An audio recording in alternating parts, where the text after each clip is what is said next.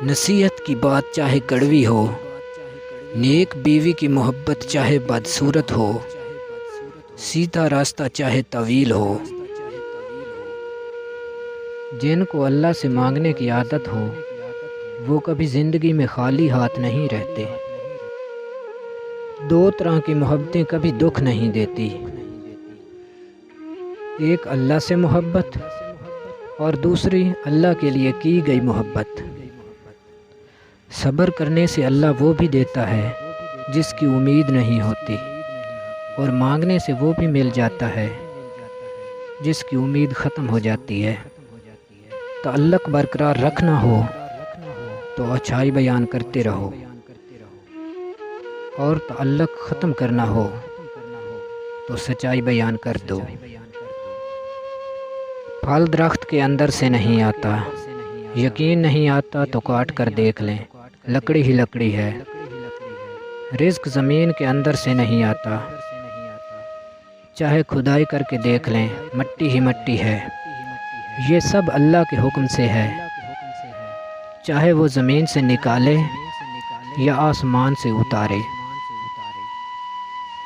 حلال اور حرام پہ کوئی لیبل نہیں لگا ہوتا، ان میں جو چیز فرق کراتی ہے وہ ہے اللہ کا خوف۔ کبھی کبھی ہم فاصلے پیدا کرنے کے لیے نہیں بھاگتے، بلکہ اس لیے بھاگتے ہیں کہ دیکھتے ہیں ہمارے پیچھے کون آتا ہے۔ بات صرف احساس کی ہے، کسی کو 2 پل میں ہو جاتا ہے اور کسی کو صدیوں بعد بھی نہیں ہوتا۔ سکون نہیں ملتا، دعا قبول نہیں ہوتی۔ جانتے ہو سکون کب نہیں ملتا؟ جب ہم ان چیزوں کے پیچھے بھاگتے ہیں جو ہماری نہیں ہوتی۔ اللہ پر بھروسہ کرتے ہوئے، کردار کی بلندیوں کو چھوتے ہوئے، لوگوں کے ساتھ پرخلوص رہیے۔ وہ جن کو زندگی میں خلوص مہنگا پڑ جاتا ہے، یاد رکھیں اوپر والا آپ کی خلوص کی قدر کرنے والا ہے، چاہے دنیا والے آپ کی اہمیت نہ جانیں۔ رب کے ہاں آپ کا ذکر بلند ہوتا رہے گا۔ آنکھوں سے گرے آنسو اور نظروں سے گرے لوگ کبھی نہیں اٹھتے۔ کسی کی زندگی سے یوں متاثر نہ ہوں کہ اپنی زندگی ہی بیزار لگنے لگے۔ محبت کا جھانسا دے کر کسی کو ڈپریشن کا شکار مت بنایا کرو۔ آپ کے لیے تو صرف ایک کھیل ہوتا ہے، مگر کسی کی زندگی تباہ ہو جاتی ہے۔ امیر آسائش نہ چھوڑیں، صرف نمائش چھوڑ دیں تو غریبوں کی زندگی آسان ہو جائے گی۔ کسی بھی انسان کو اتنا قریب مت سمجھو کہ وہ آپ کو معمولی سمجھنے لگے۔